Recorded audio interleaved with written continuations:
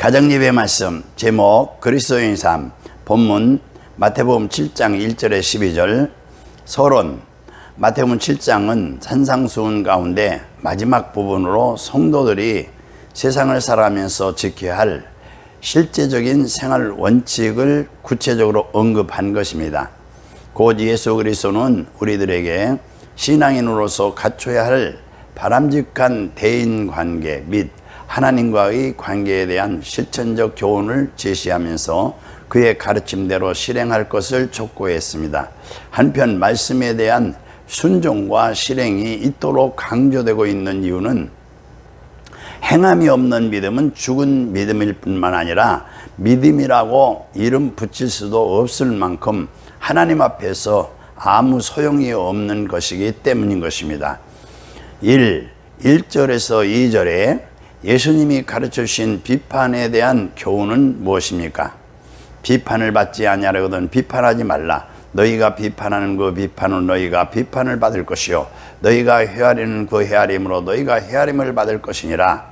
3절에 비판하는 사람들은 마치 무엇과 같은 사람입니까? 어찌하여 형제의 눈 속에 있는 티는 보고 내 눈 속에 있는 들보는 깨닫지 못하느냐. 5절에 사람을 대할 때에 먼저 해야 할 일은 무엇입니까? 외식하는 자여 먼저 내 눈 속에서 들보를 빼어라. 그 후에야 밝히 보고 형제의 눈 속에서 티를 빼리라. 비판은 단순히 정죄나 판단이 아니라 심판을 뜻하는 것입니다. 그런데 남을 비판하는 마음은 보통 그 사람의 잘못을 지적해 주는 호의적인 입장에서라기보다 아나무인적인 교만한 태도나 시기심 혹은 질투에서 비롯되는 경우가 허다한 것입니다. 따라서 남을 비판하는 사람들은 그들의 사악한 마음으로 인해 오히려 다른 사람들로부터 비판을 듣게 될 뿐만 아니라 나아가서는 심판날에 하나님의 심판을 받게 되는 것입니다.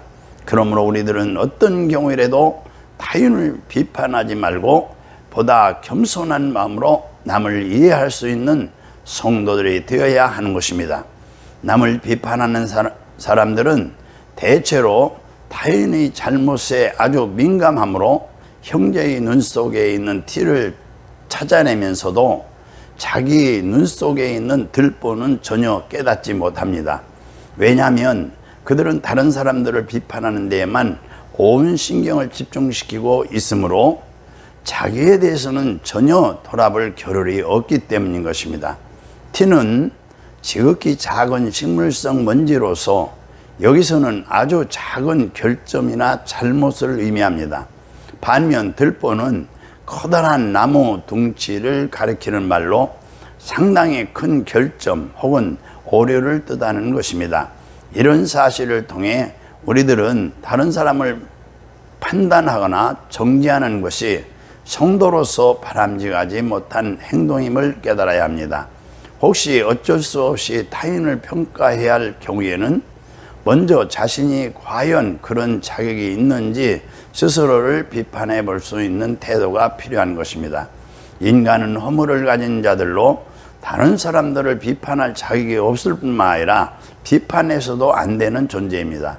왜냐하면 자기 스스로 허물을 가진 사람들은 다른 사람의 잘못을 식별할 수 있는 안목이 결여되어 있으며 설사 그것을 가려낸다 하더라도 자신의 관점에서만 치우치게 되므로 왜곡될 가능성이 크기 때문인 것입니다.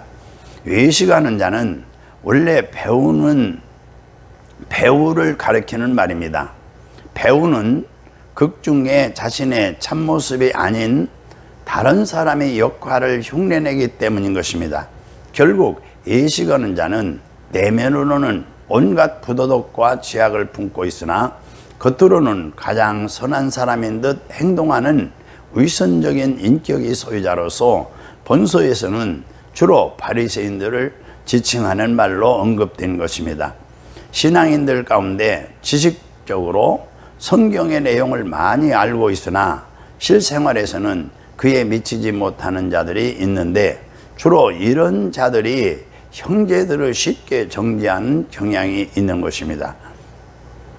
그러므로 말씀을 알 뿐 아니라 그것을 실천하는 자가 되어 그 말씀을 가르치는 겸손과 온유와 형제 사랑을 통해 위선과 형제 비난을 극복해야 하는 것입니다. 이 7절에서 8절에 예수님 기도에 관해 어떤 가르침을 주십니까? 구하라 그리하면 너희에게 주실 것이요, 찾으라 그리하면 찾아낼 것이요, 문을 두드리라 그리하면 너희에게 열릴 것이니 구하는 이마다 받을 것이요, 찾는 이는 찾아낼 것이요, 두드리는 이에게는 열릴 것이니라. 11절에 하나님은 어떤 분입니까? 너희가 악한 자라도 좋은 곳으로 자식에게 줄 줄 알거든 하물며 하늘에 계신 너희 아버지께서 구하는 자에게 좋은 것으로 주시지 않겠느냐. 12절에 인간관계에서 가장 중요한 지침은 무엇입니까? 그러므로 무엇이든지 남에게 대접을 받고자 하는 대로 너희도 남을 대접하라. 이것이 율법이요 선지자니라.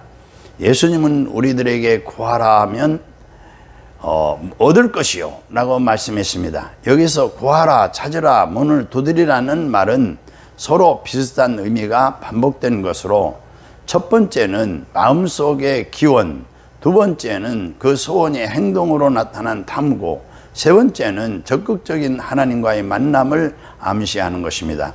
예수 그리스도께서는 이 구절을 통해 간구하는 방법 및 간구하는 자의 태도에 대해서 구체적인 실천 방안을 제시하고 있는데, 궁극적으로 기도할 때 최선을 다해서 간구하라는 일종의 명령으로 결론 지을 수 있는 것입니다. 하나님께 간구하기 전에 한 가지 반드시 기억할 사실은 무엇이든지 구하기만 한다고 해서 모두 응답받는 것이 아니라는 사실입니다. 예를 들면 정욕으로 쓰려고 잘못 구하는 기도는 아무리 간구해도 절대로 응답받을 수 없는 것입니다. 야고보서 4장 3절. 그러므로 우리들은 하나님께 구할 때 먼저 하나님의 나라와 그의 의를 구하면 이 모든 것을 더하신다는 말씀을 명심해서 그대로 따라야 하는 것입니다. 예수님은 인간의 부모도 자식에게 좋은 것을 주기 위해 노력하는데 하물며 하나님께서 당신의 자녀들에게 좋은 것을 주지 않겠느냐고 반문하셨습니다.